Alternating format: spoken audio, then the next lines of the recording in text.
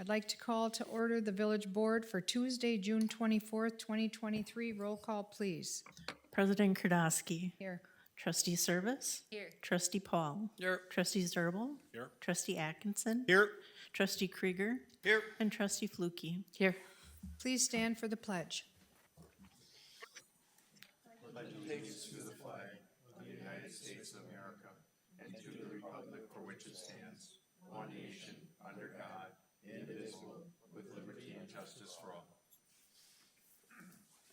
And please remember our men and women throughout the world in uniform. I have no changes to the agenda. I need a motion to approve, please. Move to approve. Second. Motion and a second to approve the agenda as presented. All those in favor say aye. Aye. Opposed. Motion carried. I need action on the minutes for the open and closed session for May 27, 2025. Move to approve. Second. Motion and a second to approve those minutes. All those in favor say aye. Aye. Opposed. Motion carried. Number 6, comments from the public must be limited to items not on the agenda. You must state your name and address. You are limited to 5 minutes. The board's role is to listen and not discuss the item. Personnel issues cannot be discussed nor individuals named, and the board is not able to take action at this meeting. Is there anybody in the audience who would like to come up and make any comments about items not on tonight's agenda? Come forward and please state your name and address for the record.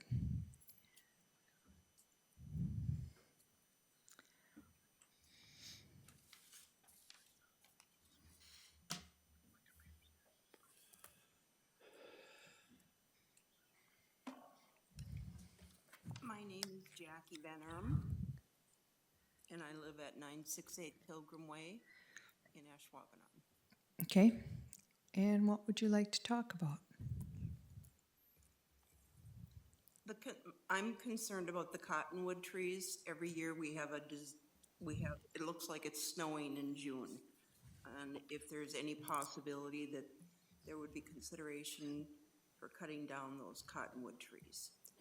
Okay, The next thing would be pampas grass. It is on Pilgrim Way. It is grown from a small section to a large section.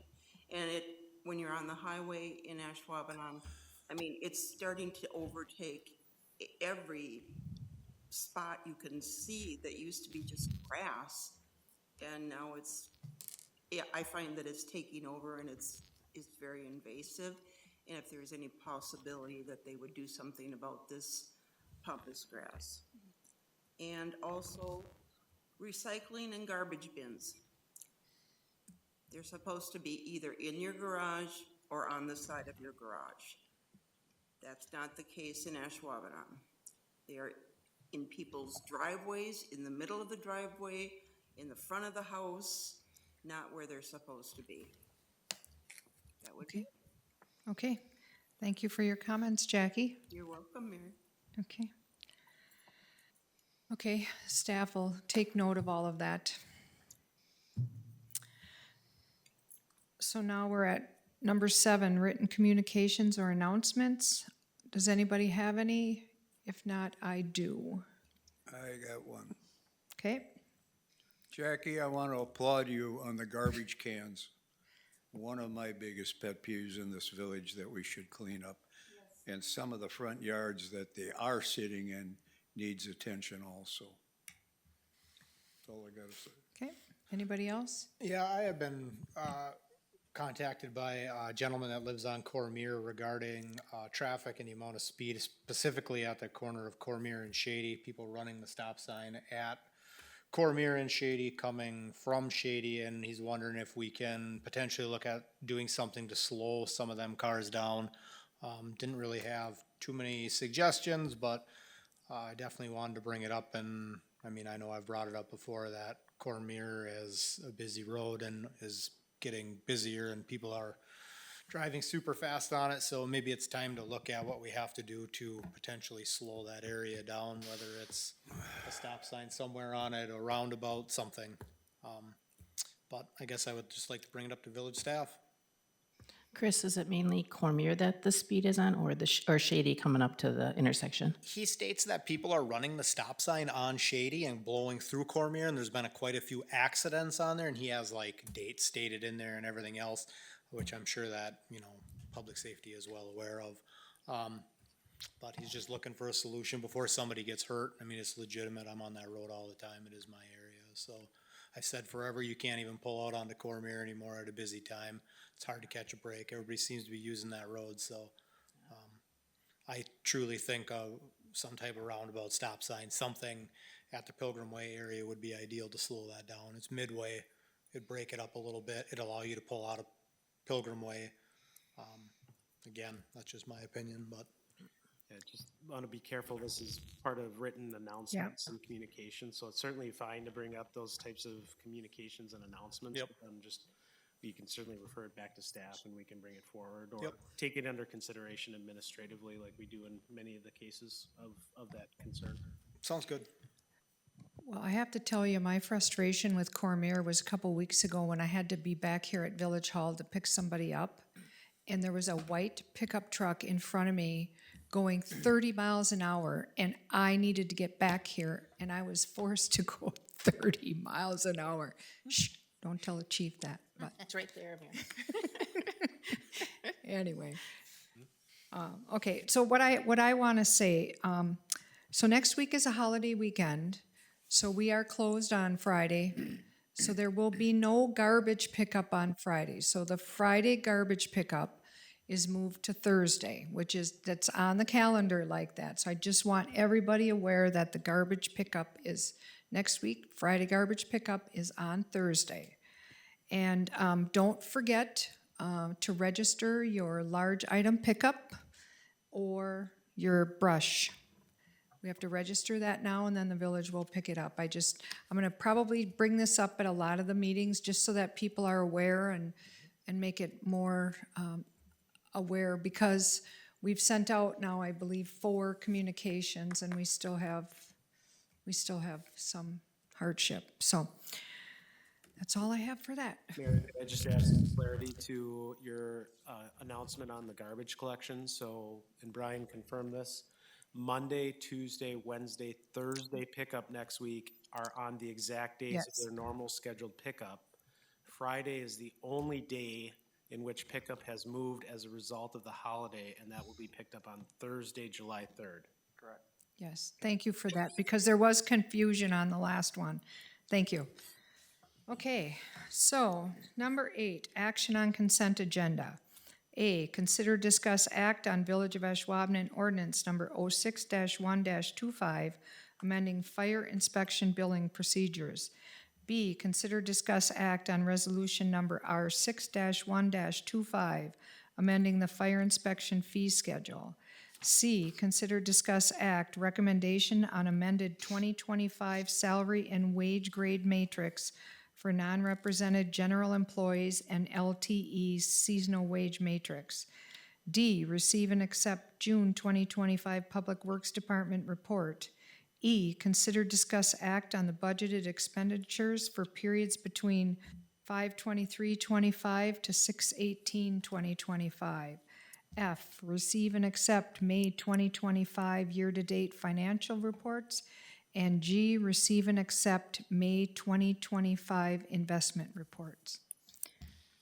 I need a motion to approve, or if anybody wants to discuss any of those items. Motion to approve. Second. We have a motion and a second to approve the items in the consent agenda. All those in favor say aye. Aye. Opposed? Motion carried. Number 9, items for discussion and possible action. 9A, consider, discuss, act on appeal of denied operator's license, Isabel Noriega Long. Chief, I'm going to hand this off to you. I think this is where it is. All right, so Ms. Noriega Long was in Finance and Personnel in regards to, Public Works and Protection in regards to her license that she wanted to renew. And unfortunately, she did not fill it out according to the guidelines, and because of that, was denied for that. And she's obviously not here tonight to make that appeal. So my recommendation would be was we keep it denied. Okay, I'll move to deny the liquor license. Second. I have a motion and a second to deny the appeal of the operator's license for Isabel Noriega Long. All those in favor say aye. Aye. Aye. Opposed? Motion carried. 9B. Before we do 9B, I'm going to abstain from this and step down. Trustee Paul will handle this one.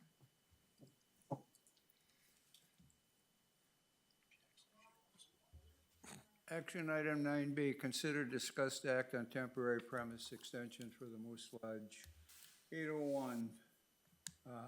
This is in regards to a picnic coming up at the Moose Lodge at 854 Morse Avenue on Sunday, July 27th. It came in front of the Public Works and Protection. It was a tough one to pass with the people we were dealing with, but I will take a recommendation here on what we should do with this. This is a recurring event that they have. They've held it in the past, and Public Works, we approved it, and I will make the motion to approve the temporary premise extension for Green Bay Moose Lodge 801. Second. First and a second, all in favor? Aye. Opposed? Motion carried.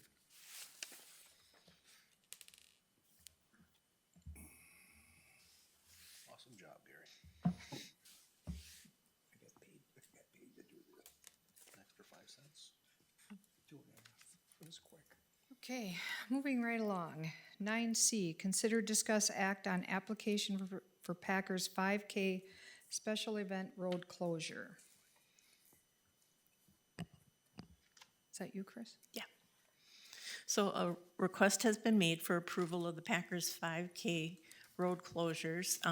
The streets that they want closed and the time frame is listed on the application. Public Safety has approved the proposed route. I don't see where Sean is online or here, but this event has been done many times with no issues. I'll move to approve. Second. Okay, we have a motion and a second to approve the application for the Packers 5K special event road closure. Any more discussion? Yes. Public Safety Department, Tom, are there going to be somebody at all these intersections as they have in the past to let the traffic through when there's a break in the runners?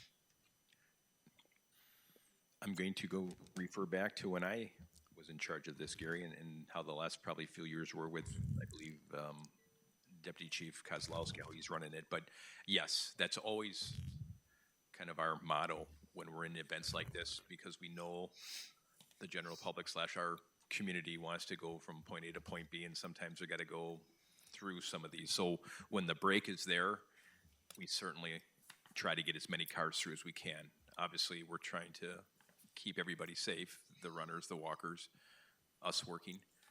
But definitely, that's always been kind of how we try to run these events. Oh, it's my standard question because this happens to be the district I cover, and it's the phone calls I get. So we appreciate getting the people through because it's always been a question, so thank you. Sure. You're welcome. Okay.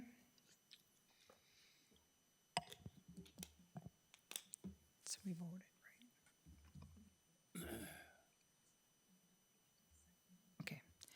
So we have a motion and a second to approve the Packers 5K special event road closure. All those in favor say aye. Aye. Opposed? Motion carried. 9D, presentation of the 2024 fiscal year audit and annual comprehensive financial report. Greg Wenholz.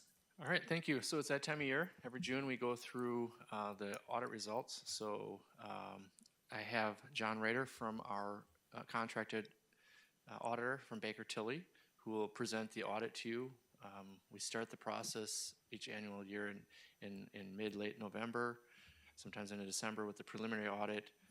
Then they come on site, usually end of February, finalize the audit, then it kind of trickles through the next couple months through final audit proceedings and then financial reports to all the way to today. So I will turn over to John. I told him it was okay to do virtual, so he's willing to come up here. I said, it's okay, you can do it from home or from his office. So John, take it away. Thank you, Greg. Yeah, and thank you to the board for having me. I will share my screen if I can be granted those access rights. And if not, that's fine. I think you have these materials as well. There we go. Thank you.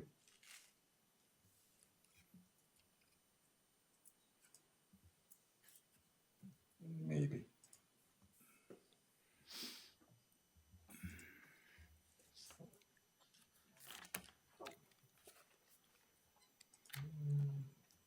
Doesn't appear to be working.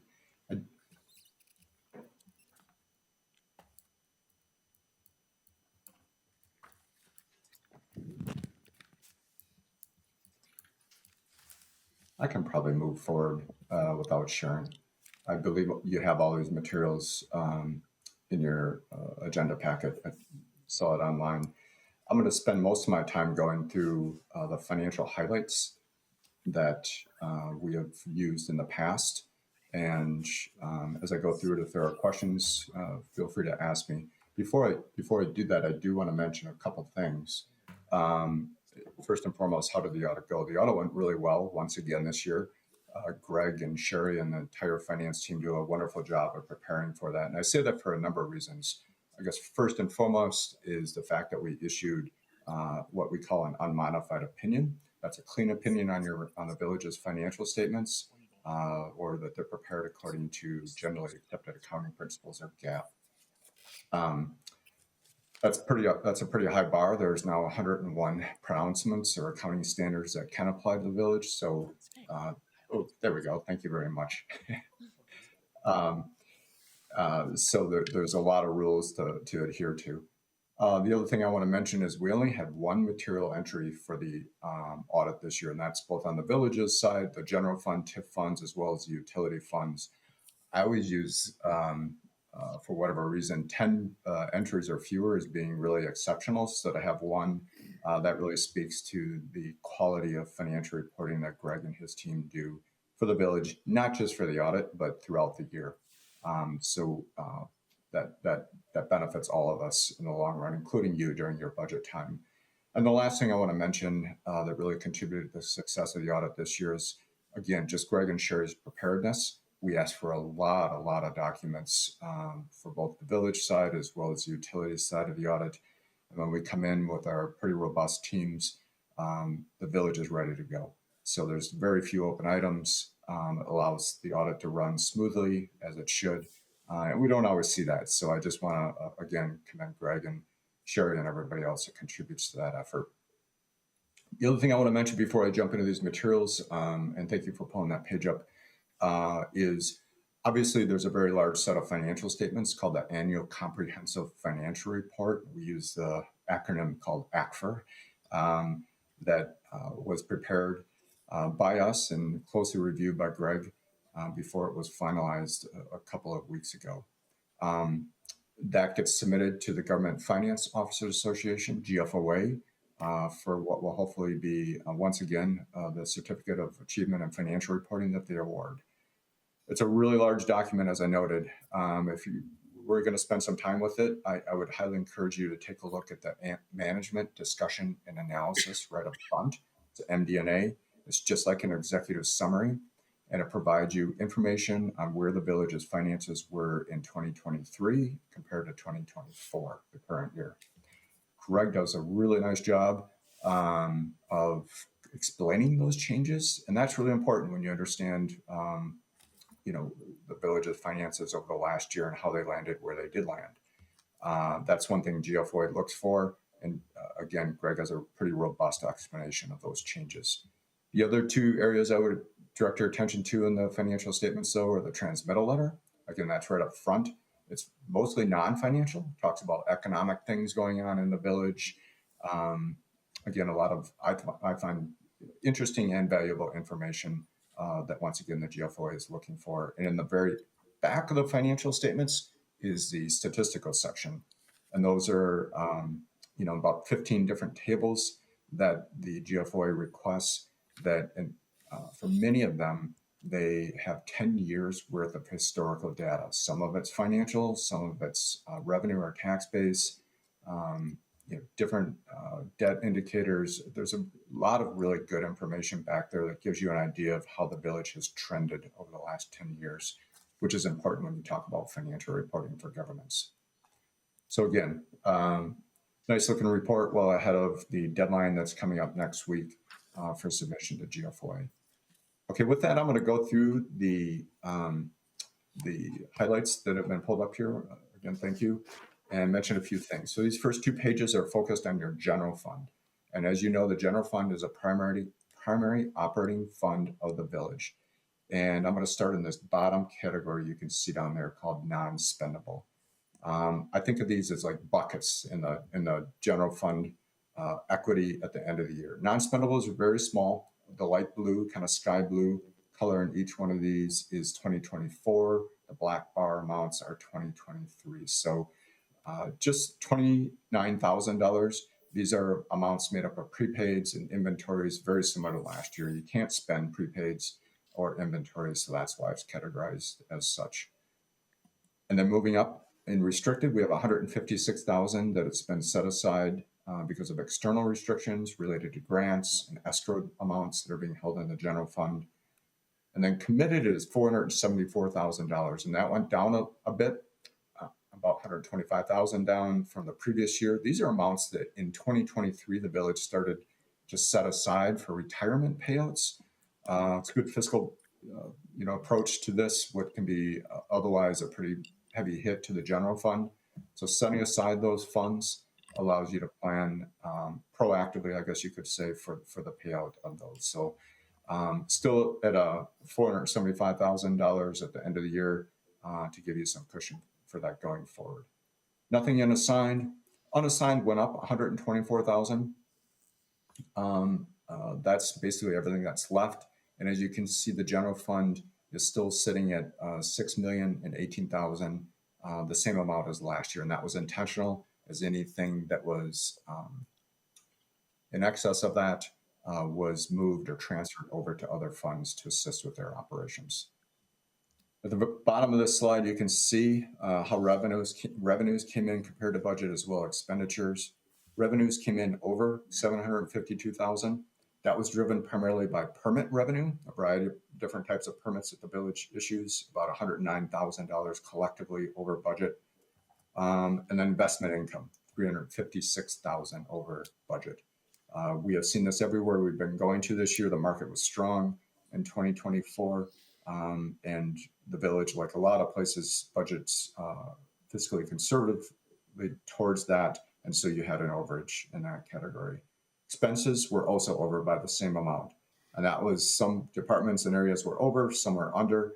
The details of that are in the back of the statements in pages 51 to 54, the ones that kind of stood out. Again, the amounts you pay or set aside for retirement payouts, that was in excess of budget. The police operations, garbage and refuse. Again, I'll refer to Greg's MD&A to give a really good analysis of that in the statements. Okay, going down to page 2.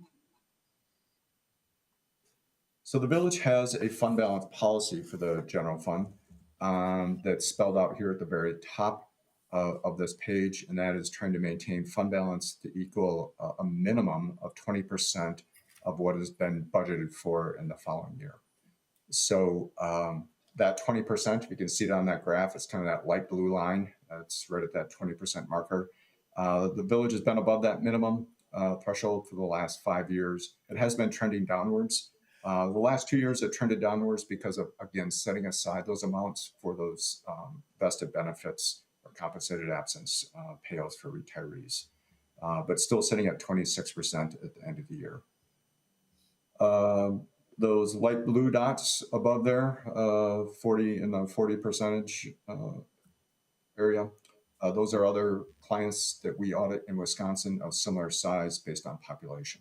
So again, it's very hard to compare apples to apples with different policies and such, and the fact that you sweep some of those excess funds to other funds can distort this too. But Just out of curiosity, we do put those on these graphs. Most important thing here is just maintaining, an amount that's within your policy, which you of course have. Okay, page 3. So pages 3 and 4 are taking a look at debt of the village, and page 3 is taking a look at outstanding debt from a statutory sense.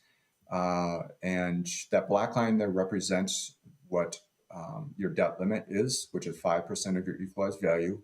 Very strong growth in each of these years presented. It's up 12% from 2023. If you look back 5 years ago, it's up 51% since that point in time. So again, strong growth. The red line represents the general obligation debt that is outstanding. It went down by a net amount of $580,000 this year from 2023. You can see at the bottom of there, actually a small amount of this, 2.7 of that 59 million actually resides in the utility fund. So while it might be levy backed, it's in fact being paid by user charges. So at the end of the year, you're utilizing 29% of your debt limit, which is pointed out at the top of this slide. Last year, that was 32%, and 2 years ago, it was 42%. So that's been going down primarily because of maintaining your geodebt to be pretty consistent, but your equalized value has been going up, like we noted here. At the bottom, you can see a summary of the different forms of debt. We talked about the GO, the lease revenue bonds. That's what exists in the CDA.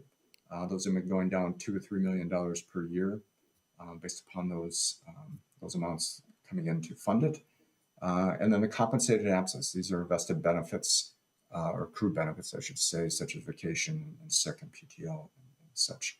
This was impacted a little bit by the new accounting standard that had to be implemented this year, GASB 101 regarding compensated absences, although it did not have a material effect on the village this year.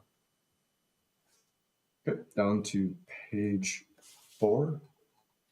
So as far as debt service, what the village pays in principal and interest during the year compared to non-capital governmental expenditures. And we pull the capital out of this calculation to try to get a more of an apples to apples comparison. We generally try to recommend maintaining around 20% or less for debt service. The village has been above that for each of these years, but it can really be impacted, as it has for Ashwaubenon, by the amount of outstanding debt for the TIFs. You have some young, very active TIFs, as you know, which can drive the principal and interest up. That debt service is being paid directly with the increments coming into there. Again, those black dots are places that we audit based on population within Wisconsin. Okay. And then page 5, we talk about the water utility funds. We have a separate team that audits these utility funds.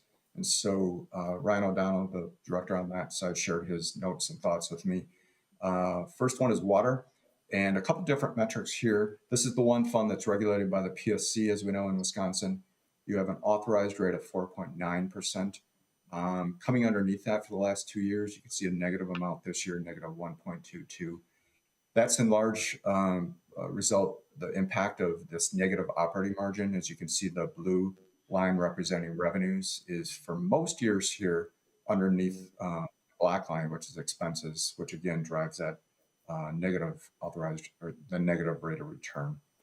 The decrease this year, as you can see, that was driven primarily due to the Glory Road tank painting that came in at about $340,000. It was not capitalized, but it was expensed in this fund, which then goes straight to those operating expenses. Without that charge flowing through the rate of return would have actually been at 2.4%, a positive 2.4 versus this negative 1.2. Revenues are pretty consistent overall from year to year here, as you can see. So another metric on this is the unrestricted reserves. This is basically cash that has not been restricted because of any bond covenants from the revenue bonds or anything of that nature. GFOA, where you submit your Act for 2, generally recommends 3 months of unrestricted reserves on hand for just simply for liquidity or operating needs, plus up to 12 months for routine capital needs to get this fund without having to borrow. You're still, you're at 7.22, so you're a little bit below that recommended amount. That took a dip this year, again, because of using that $340,000 for the painting that was noted on the Glory Road tank. So no real concerns there. And then this last metric at the bottom here is your investment in capital. So these funds, the utility funds, are very capital intensive with the plant that's involved. And so this is an analysis or calculation that takes a look at how much of this capital has been financed through earnings or equity versus debt. And 93% has been financed through earnings, only 7% through debt because of the low amount of debt outstanding in the water utility fund. Page 6, similar analysis, but this time of the sewer fund without the PSC data. Here you can see the black line again being expenses, blue being revenues. They both increased pretty consistently together over the last 4 years. They have had a negative operating margin in each of the last 5 years as well. The unrestricted reserves, just sitting at 3.8 months. Again, we generally recommend having approximately 3 months plus 12 for capital needs. That downward trend, as you kind of see through here, going from 7 down to 6 to 3.8 for these unrestricted reserves might be an opportunity or a chance to look at rates to see if they need to be revised to keep up with the costs that have been hitting this fund. And it certainly has capacity if it does need to issue debt going forward, because everything is all the investment in capital is through earnings, and there's no outstanding debt impacting this. And then lastly, the stormwater fund. Similar metrics as we saw on the last slide, this time positive operating margin for all 5 years being presented, the revenues being blue, exceeding the black line of expenses. The expenses did increase in the last year a little bit, primarily from some maintenance projects that hit this fund, as well as some outside services and the way labor gets allocated to the utility throughout the year and at year end. Unrestricted reserves, very, very strong here. No concerns here. It's built up to an amount of about 32.5 months or almost 3 years. Again, same kind of area we would recommend, 12 to 15 months. You're well beyond that. And investment in capital, again, above that 50% benchmark that we're kind of looking for in growing communities, you're at 83% here. So that's all I had on the numbers. No real concerns here. The other document that we issue, the audit results or reporting and insights, it goes by a couple different names. This has some required communications in there. It talks about those new accounting rules or GASBs. What are the risks that we need to consider? There's nothing really unique for the village. And anything that came up during the course of the audit, such as disagreements with management or fraud or a whole bunch of things in there. There's nothing of that nature, which is what you want to hear from the auditor. Again, the only comment that we have in there is the one that we've had for the last several years, the fact that we prepare the village's financial statements like we do for 90-some% of our governmental clients. Any questions for me at all? None for me, but I would like to thank you, John, and your team for doing this great audit. Also, I'd like to thank our current village board and prior boards for the policies that they have put in place to get us to this point, and the policies that we direct the staff to do. We're in pretty good financial shape, so that's a good thing. And a great thank you to Greg and his team. Yeah. You guys do a great job. Yep. Would agree. And thank you for having us as your auditors. We enjoy working with everybody at the village. Okay, so we probably should have a motion to accept, receive and put on file. So move. Second. Motion and a second to receive and put on file the annual comprehensive financial report. All those in favor say aye. Aye. Aye. Opposed? Motion carried. Thank you, John. Thank you. Thank you, John. Okay, 9E, consider, discuss, act on 2025-2026 retail alcohol license renewals. Chris? So attached is a list of the complete alcohol license renewal applications received by the Office of the Clerk for the 2025-2026 licensing period. All the paperwork and all the fees and all the money that was owed to the Village of Ashwaubenon, whether it be room tax, invoices, that's all been paid by everyone on this list. This is everyone who submitted a renewal application, but 608 Axe Throwing, who had a Class B beer license, and the Green Bay Cookie Company, who has a Class B beer and a Class C wine license, did not send in renewal applications, and they were contacted multiple times. So I know 608 Axe Throwing went out of the mall, and they have no contact information for them. Green Bay Cookie Company just got theirs, so I don't know why they're not renewing.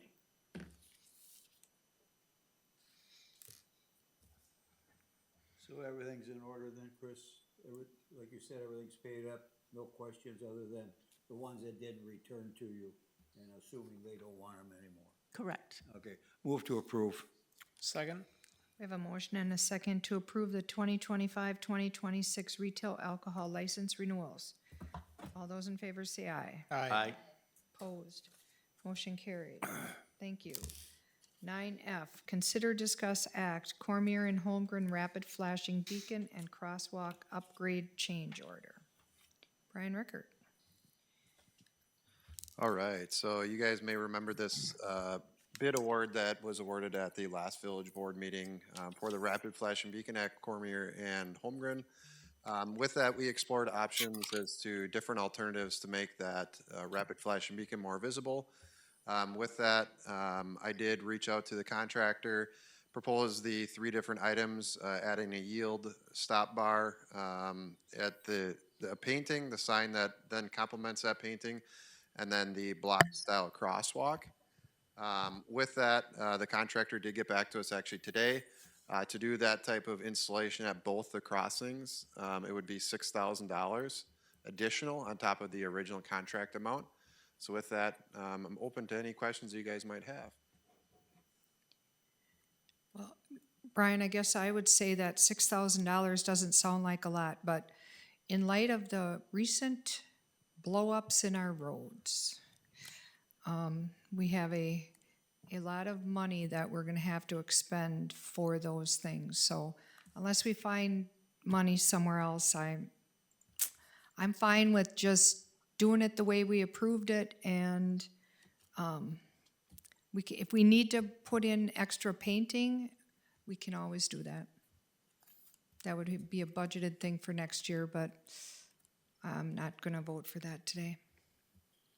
You know, I kind of agree, Mary. I've noticed some of the places on our roads with this heat has really been an issue. It's even, you know, simple things. Morris, brand new road. It's funny the heat that is,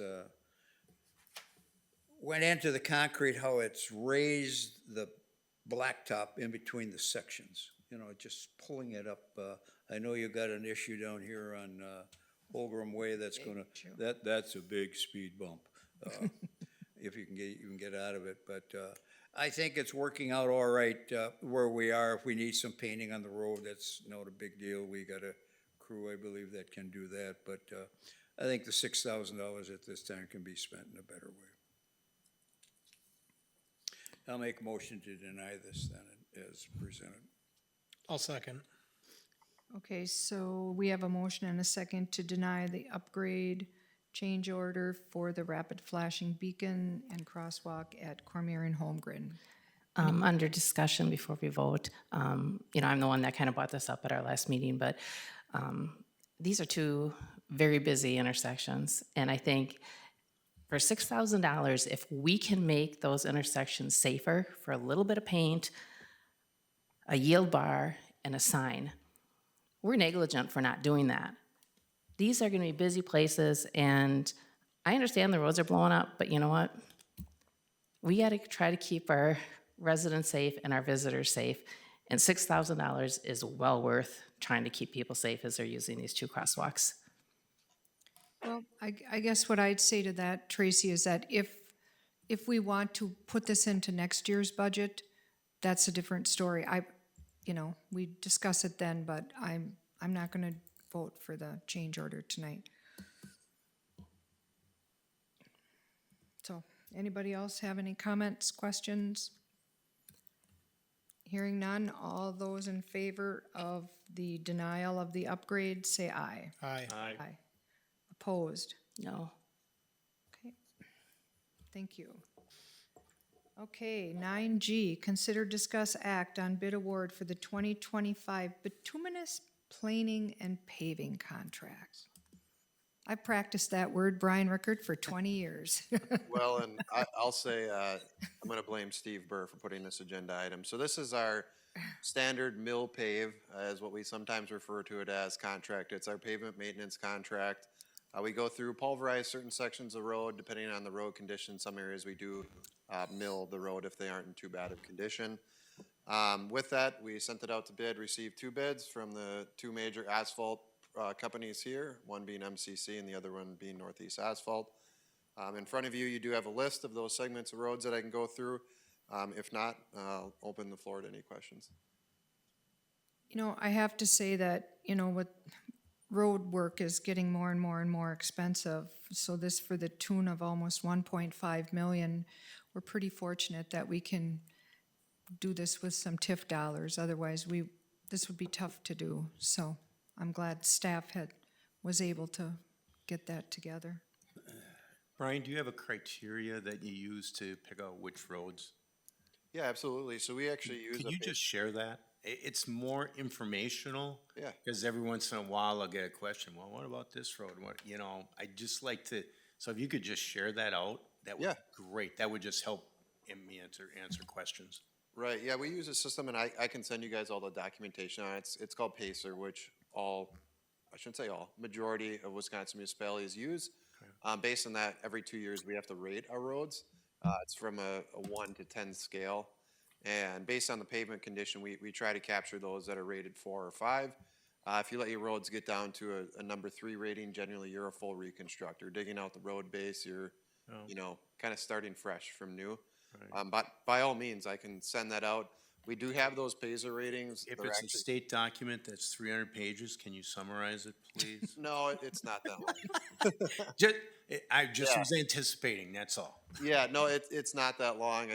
I haven't looked at it in a while, but it's probably, I would say, 25 pages, and there is a lot of pictures of examples of, of how they get rated and stuff like that. And occasionally I'll get asked a question. That's why I just like to be able to defend, because somebody will say, well, how come they're doing that road and they're not doing this road? I just like to be able to have that criteria. That would be helpful. So. And I should say this, not only do we look at the pavement, the Pacer rating, sometimes we'll look at the functional class of the road. So you may have a cul-de-sac that rates a 3 or 4, but it has limited to no traffic on it. It's still holding together, but might be, say, alligator cracks. So it has a lot of cracking in it. We may hold off on something and slide, a road that's heavily traveled that sees a lot more truck traffic forward, so it doesn't blow apart. Makes sense. Makes sense.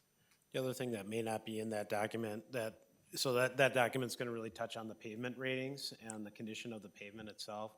There's other factors that go into it too, such as because we are using tax incremental financing dollars to support some of these maintenance efforts, it's geographically located within the TID.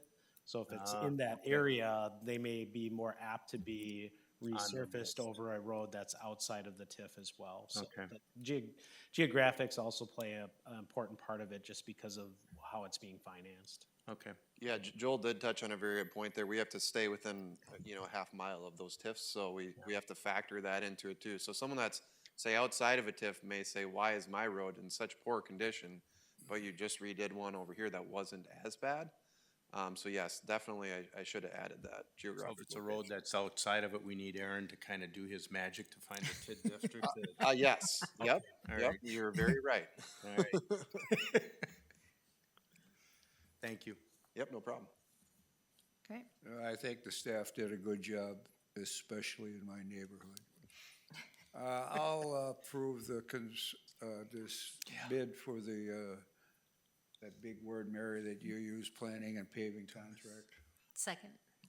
I have a motion and a second to approve the bid award for the 2025 Bituminous Planing and Paving Contract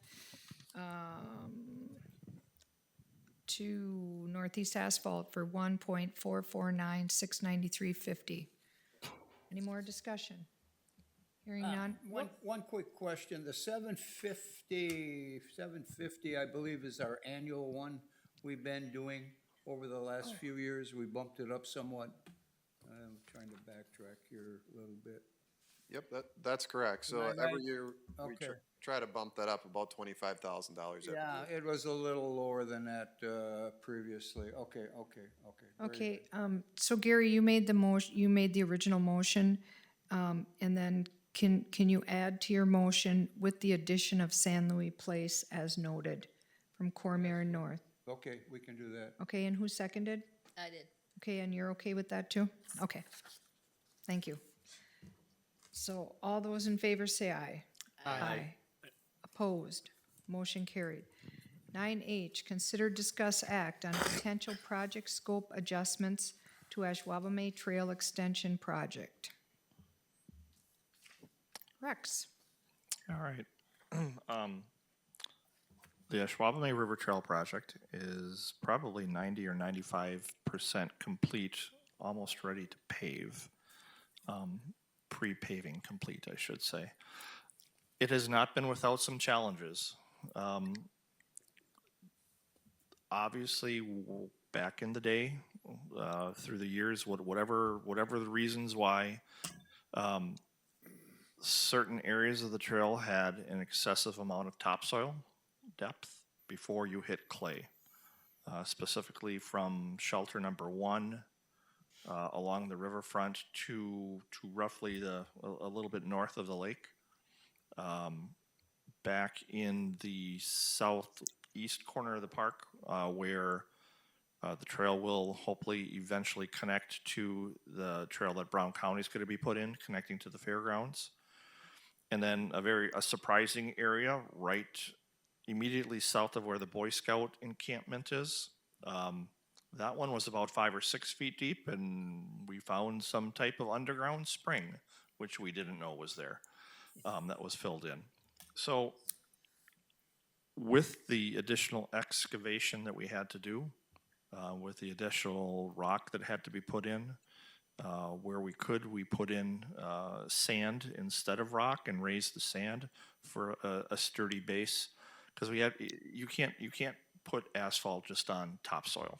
It has to be a heavier base layer, which is why you try and go down to the clay. But some of this clay was really deep, so we had to fill it up. That's the bottom line. Was not expecting it to be as much as that. So right now, our estimate that we are receiving is probably an extra $50,000 to $70,000 worth of time and materials to mitigate those projects. Now, it's all been filled in. It's almost ready to go.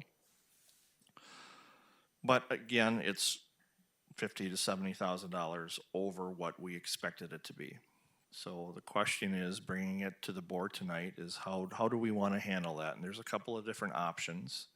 Number one, you really can't change the trail itself. The trail is the trail. There's nothing you can really eliminate on the trail itself. What could still be eliminated, if the board so chose to try and make that dollar amount up, would be the concrete steps and the hand railing going from the boat launch parking lot up to shelter number 4. Right now, those are wood railroad ties, somewhat difficult to manage, but still doable.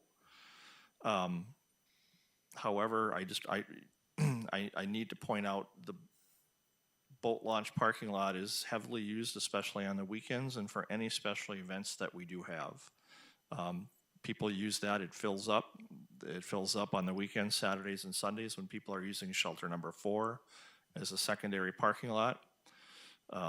It fills up for every one of our special events that we have, whether it's the village special event or whether it is a secondary special event, a triathlon or the blast, or when we used to have Art Street and that type of a thing. So it's going to, it's heavily used, and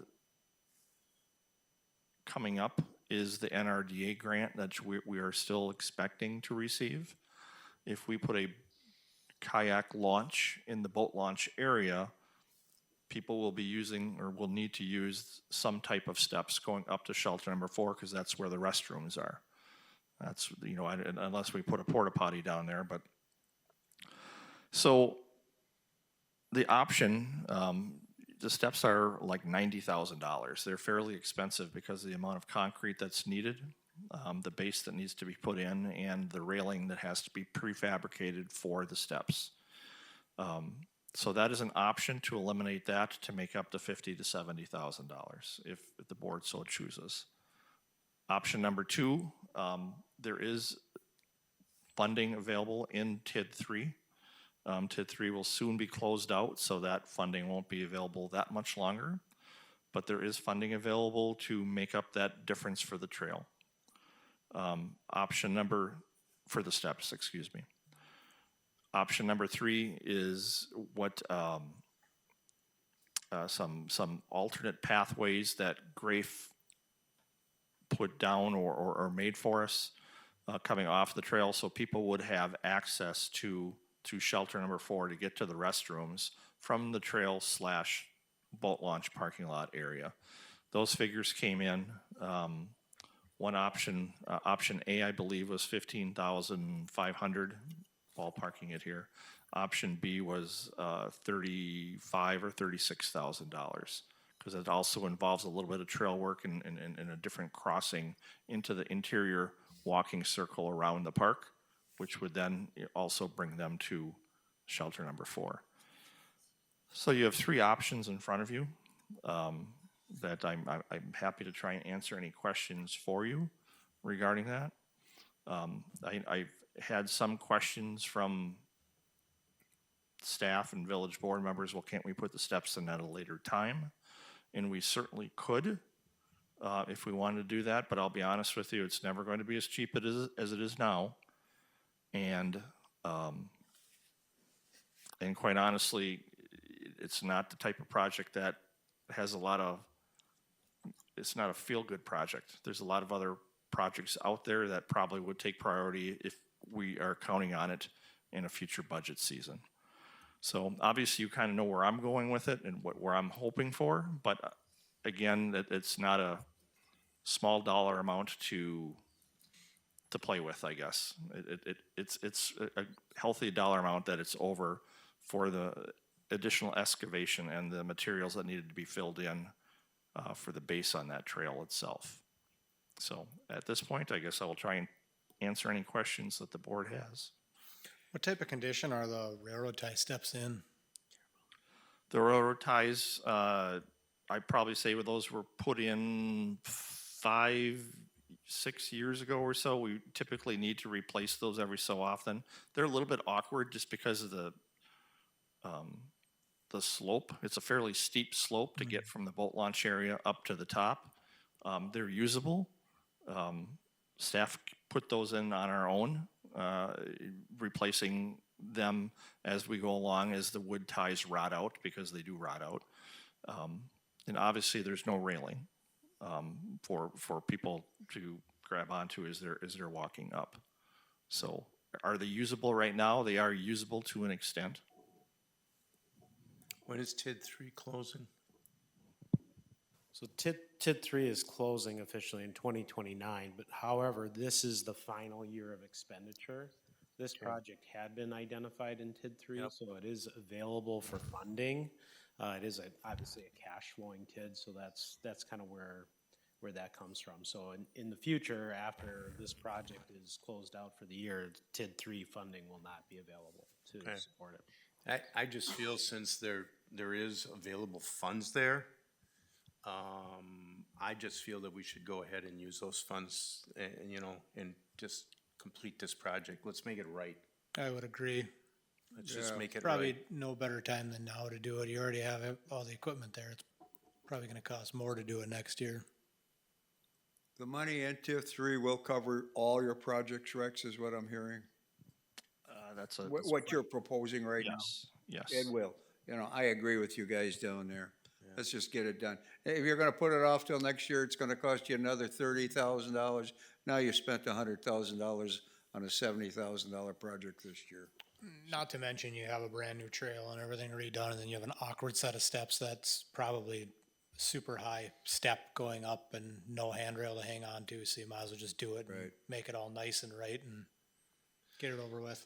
So I'll make the motion to continue an original plan and to take the additional funds out of TID 3. I'll second. Okay, we have a motion and a second to act on the potential project scope adjustments to Ashwaubomay Trail Extension Project. Any more discussion? Hearing none, all those in favor say aye. Aye. Opposed? Motion carried. Thank you, everyone. I appreciate your understanding on this one. 9I, consider, discuss, act on an update to the village's 5-year strategic plan. Joel? Thank you, Mary. I'm just gonna share my screen quick. So just bear with me for a moment. Okay, in your packet is just a brief kind of presentation slide deck about our strategic plan, which you have again in the packet.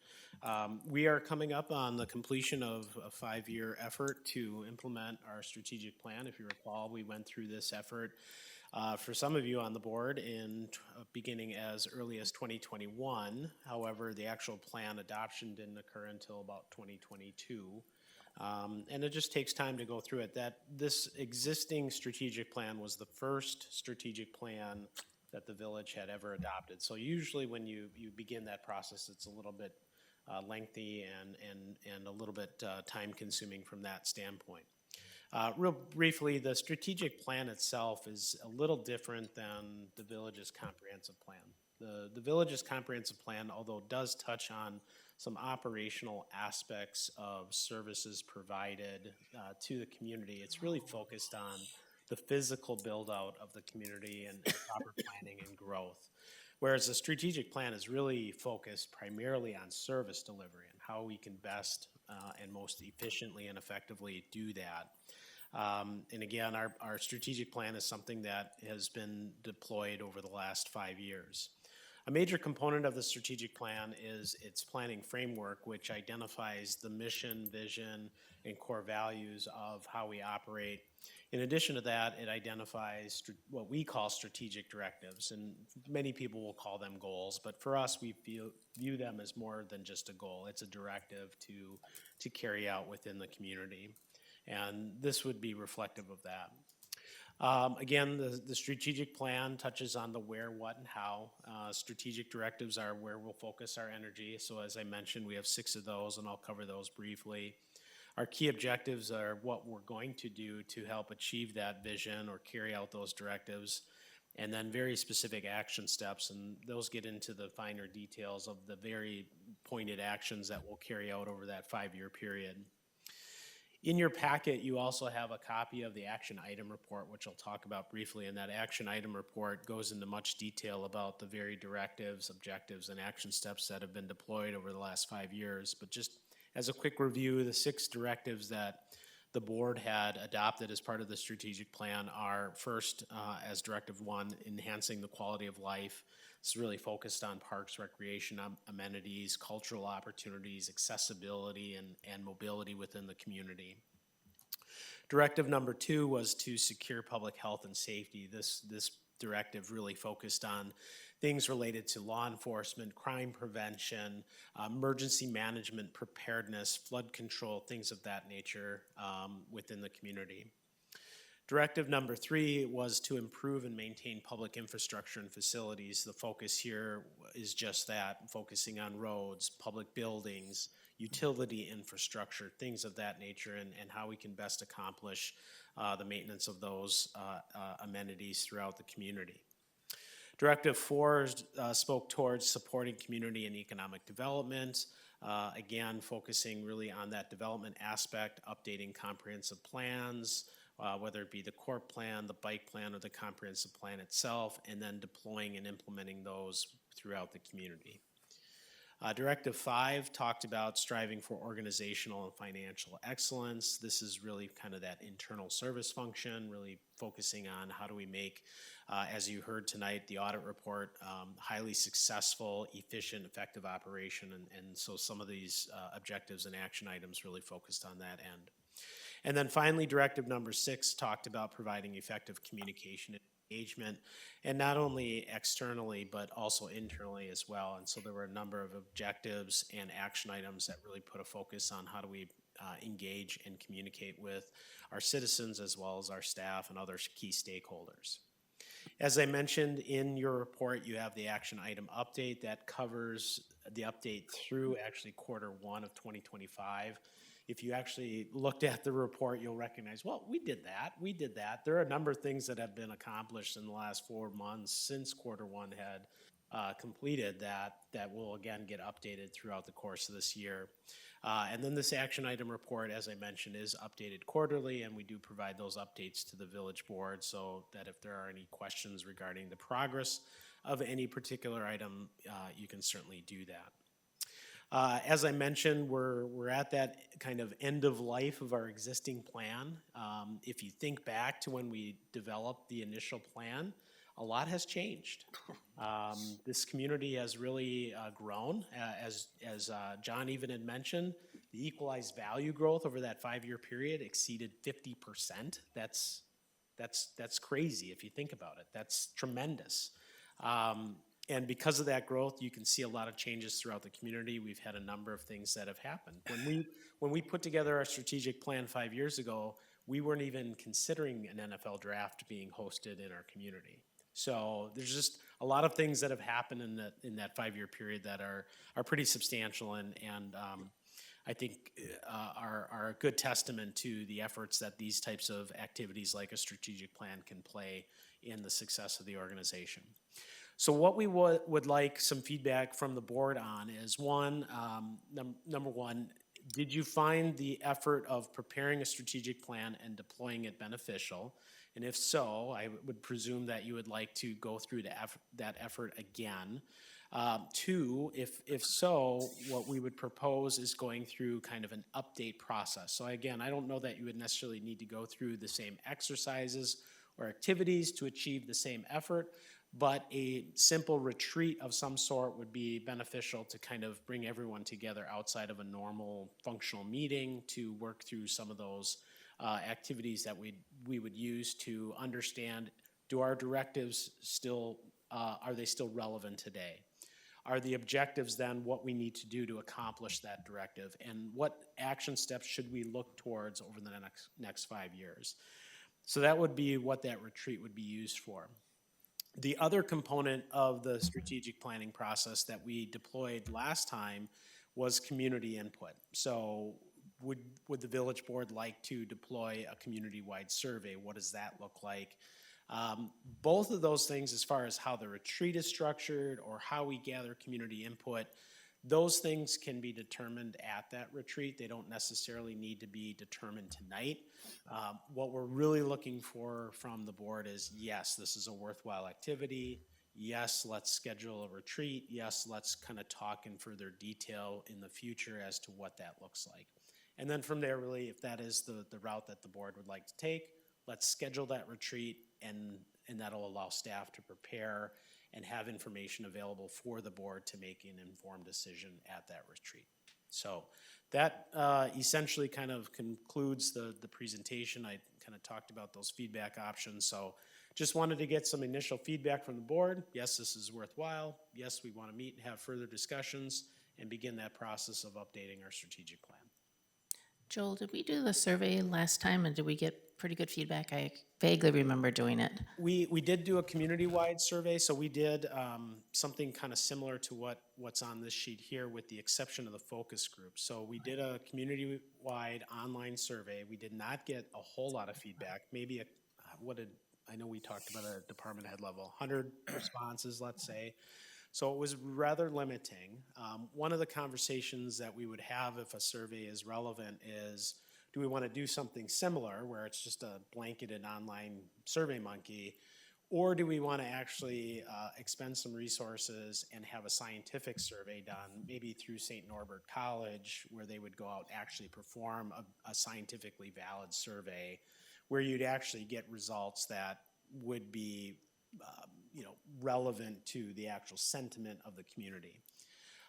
So we've done that, and then last time we did do some internal staff surveying. We did some SWOT analysis work internally, but then we also had a full-fledged engagement survey that we had done with our staff as well, and we did get very good participation from them. The component here that we did not do 5 years ago was the aspect of doing some type of focus groups. And we're seeing those to be a little bit more relevant because you can counter comments with questions, right? To get clarification and clarity. Focus groups are going to be more qualitative in nature and not so much quantitative, whereas the actual survey itself will perform and act more quantitatively versus qualitatively. I think the exercise, Joel, is very, very helpful, especially to help you and the staff and us to refocus on, okay, what's the next 5 years look like? I think it's an extremely important thing, because without that, you don't have a roadmap. Right. So you need this roadmap in order to do that. And I think the refocusing of that roadmap is extremely important because of, so absolutely, I think we need to spend the time as a group getting together, redoing that. I think we can discuss at that time what's the best way to gather the input from the balance of the community. I think we maybe want to get more focused. General surveys aren't going anywhere right now. People aren't responding. Everybody gets them all the time. They just aren't getting us. But I think if we get very focused in specific areas and target specific groups, I think maybe we can get some additional feedback that could be helpful to help us guide. But I think our discussion, we can come up with what are those focus areas in order to reach out and get that community input. So I would very much say, yeah, I think it'd be great for us to get together as a group and revisit this and say, hey, are we heading in? And I think in many cases, we're gonna look at it and say, yeah, no, keep going what we're doing. We're doing great. And then there's gonna be other places where we're gonna wanna tweak them. It's gonna be very important, I think, before that, and what I would ask is that the staff revisits them and gives their input and almost does a survey that says, yeah, you know what, this is working or this isn't really working. And truthfully and honestly saying, well, yeah, this directive, it's kind of tough to get there, because many times, I know, having been through them, sometimes you get a directive and it looks really good, but when you're really trying to do it, it's pretty tough to get there. So I think it'd be great for the staff that prior to our meeting can give us that feedback. Here are the directives that are working well. Here are the ones that it's just a struggle.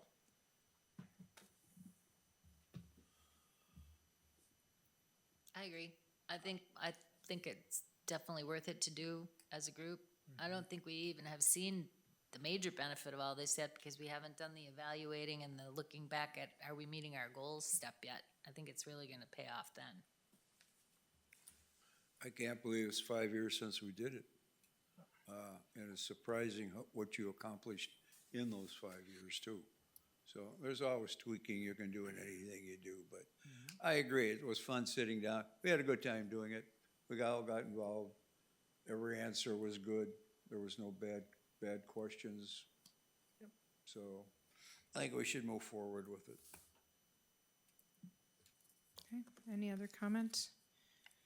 I agree with Jay, it's good to have this strategic plan because it gives you a roadmap to where you're going.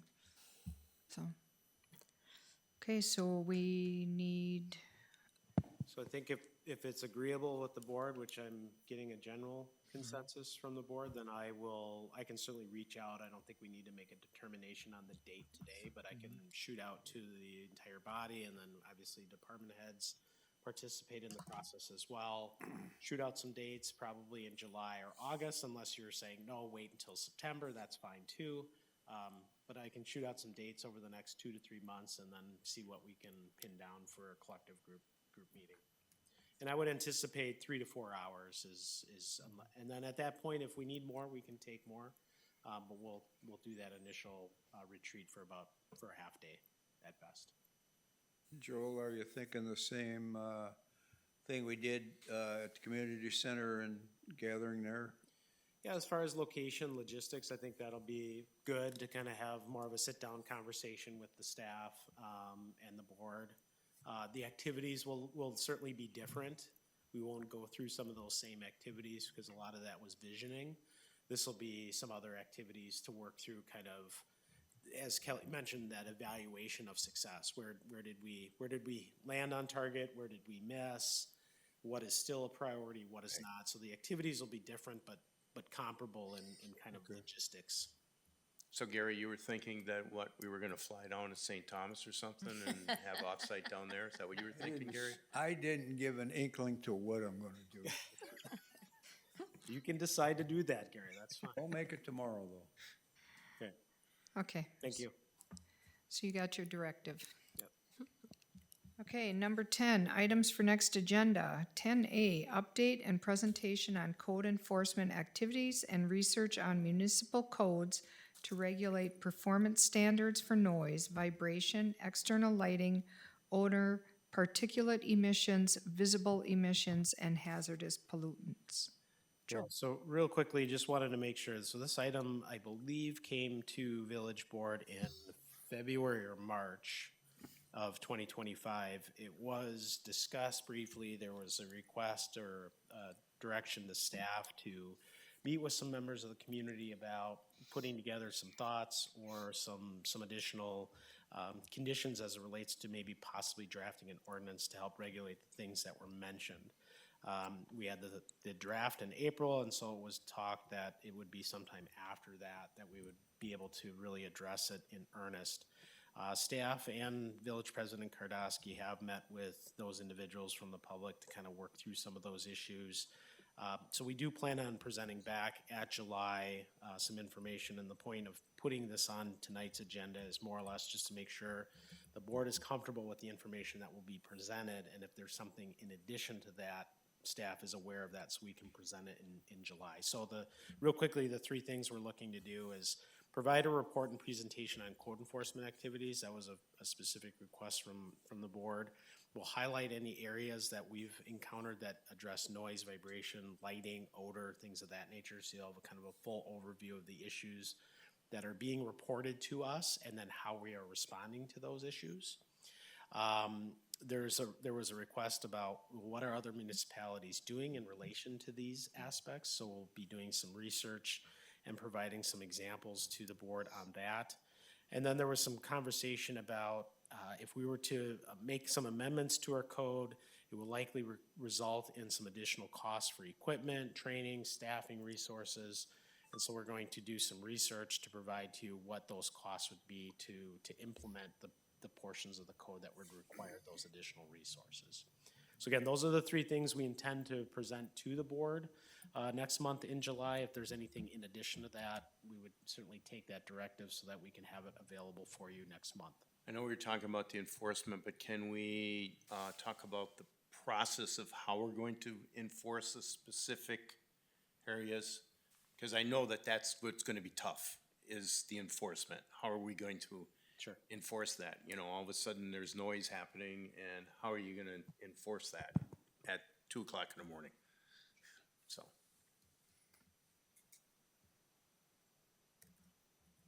Okay, does anybody else have any comments or any other items for next agenda?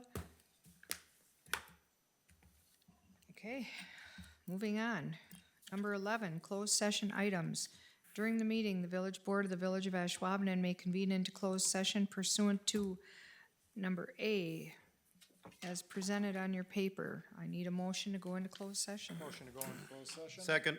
Motion and a second to go into closed session. Voice vote, please. President Kardasky. Yes. Trustee Paul. Yes. Trustee Atkinson. Yes. Trustee Zerbal.